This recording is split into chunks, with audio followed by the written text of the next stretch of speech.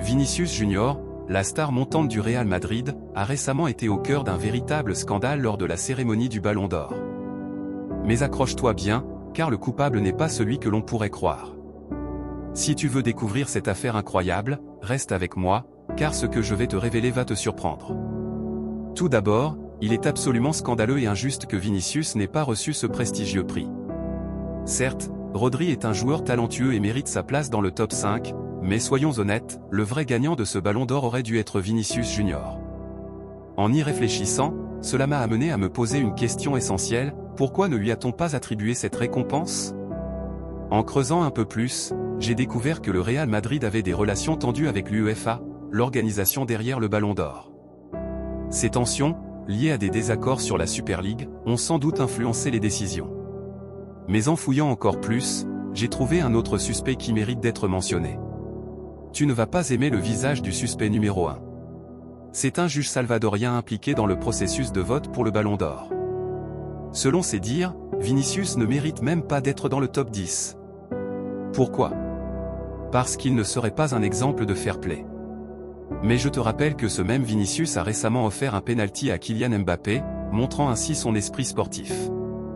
Ce n'est pas juste un joueur, c'est quelqu'un qui a un grand cœur et une belle personnalité. Certes, il peut parfois être un peu trop expressif, mais c'est justement ça qui fait son charme. Le véritable problème avec le Ballon d'Or, c'est que c'est souvent le résultat de jugements personnels, basés sur des impressions et des émotions. Ce juge, comme tant d'autres, n'évalue pas Vinicius sur des critères objectifs. Il se laisse guider par ses propres perceptions, qui ne reflètent pas toujours la réalité. Ainsi, Vinicius n'a pas été jugé à sa juste valeur. Pourtant, il est essentiel de réaliser que ces juges ne sont pas les seuls responsables de cette situation. En réalité, le coupable est peut-être plus proche de nous que nous ne le pensons. Et oui, le coupable, c'est parfois toi. Ne te fâche pas. Ce que je veux dire, c'est que tu es, comme Vinicius, une victime du jugement des autres. Et nous avons tous un juge intérieur qui nous critique, qui valide ou condamne nos actions. Nous avons souvent tendance à dépendre de l'approbation de ces juges pour valider notre propre valeur. Quand nous nous sentons jugés, cela peut gravement affecter notre estime de soi. Ce qui est troublant, c'est que nous prenons souvent ces jugements pour des vérités absolues. Depuis notre enfance, nous sommes constamment évalués. À l'école, au travail, à chaque étape de notre vie, nous faisons face à des jugements qui peuvent nous faire sentir comme des ratés si nous échouons. Pourtant, en nous, il y a un potentiel immense qui ne demande qu'à être révélé. Il est grand temps de se débarrasser de ces juges. Ce qu'on ne nous apprend pas, c'est qu'il est bien plus bénéfique de s'entourer de conseillers. Contrairement aux juges qui condamnent, les conseillers évaluent pour nous aider à progresser. Ils sont là pour nous guider dans notre quête de réussite, nous permettant d'écrire notre propre légende personnelle.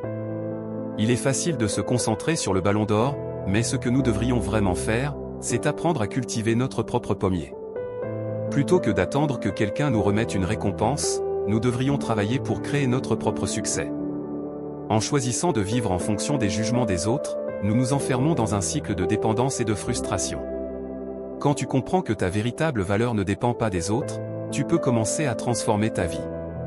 Je te lance un défi, écris le chiffre 5 en commentaire, en hommage au maillot de Zinedine Zidane. Ce geste symbolise ta décision de laisser de côté les juges et d'accueillir des conseillers dans ta vie. Adopter cette nouvelle perspective te permettra de te concentrer sur ton développement personnel, sans te sentir coupable.